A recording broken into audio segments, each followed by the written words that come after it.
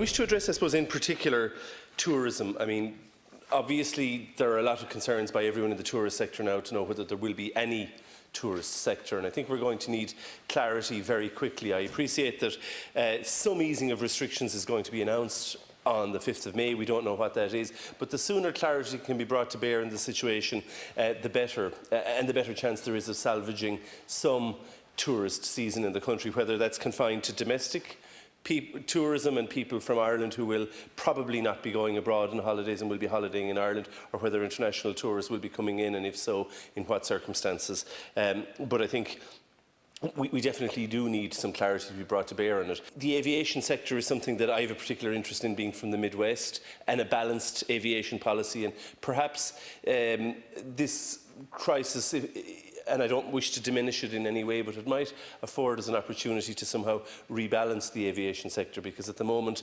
we have 90% of the tourists of the country, or 90% of people who are travelling to Ireland, many of whom are tourists, not all of course, going through one airport. Now, will that be possible in the medium term? I mean, obviously we'll open up, and Dublin Airport, Shannon Airport, they're all open, but I mean, there will have to be a limit on the number of people I would expect travelling through a busy airport in order to reduce the numbers of people obviously meeting each other. I think that's something that maybe the government need to look at now, and whether the other state-owned airports in particular, being Shannon and Cork, whether they can be utilised more if we are going to bring people into the country, so they're not being funnelled into one airport with the obvious risk of transmission that entails, if it could be more diffuse, even on a temporary basis. If that is to happen, obviously transport links between those airports and between all of the centres, and in particular, I suppose, from Shannon and Cork to Dublin, will have to be increased, and I would urge that it's something that the government look at now, so that we can seek to salvage a tourist season. I have already addressed to you, Minister, the difficulty that those involved in the tourist sector are encountering with regard to the COVID-19 payments. They weren't in employment on the date in question, so therefore they're not entitled to the social welfare payment, and nor are the people who would ordinarily be employing them by now. They're not entitled to claim it either.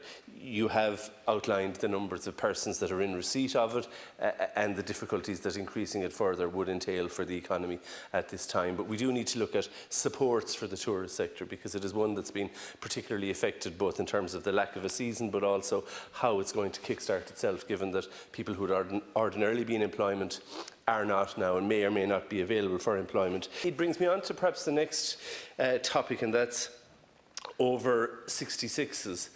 Obviously, persons who are over 66, even if they're self-employed, even if they run a business, are not entitled to the COVID-19 payment because they're in receipt of a pension.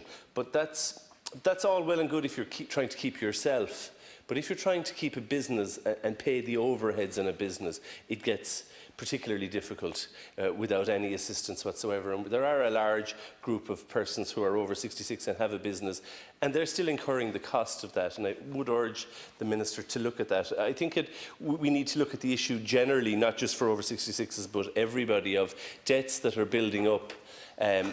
You know, you have maybe small retail outlets, for example. There's just one example that readily come to mind, but you know, they have standing charges with regard to standing utility charges, perhaps rent, even if it's being deferred, it's still clocking up. And rates, what's happening with rates? I mean, will there be no rates charged for this period? We still don't have clarity. Or will the rates not just be charged now, but rather pushed back? Because there will be a lot of businesses at the end of this who will look at, well, what debts have I incurred, or what debts has my business incurred in this period of time, and is it actually feasible to return?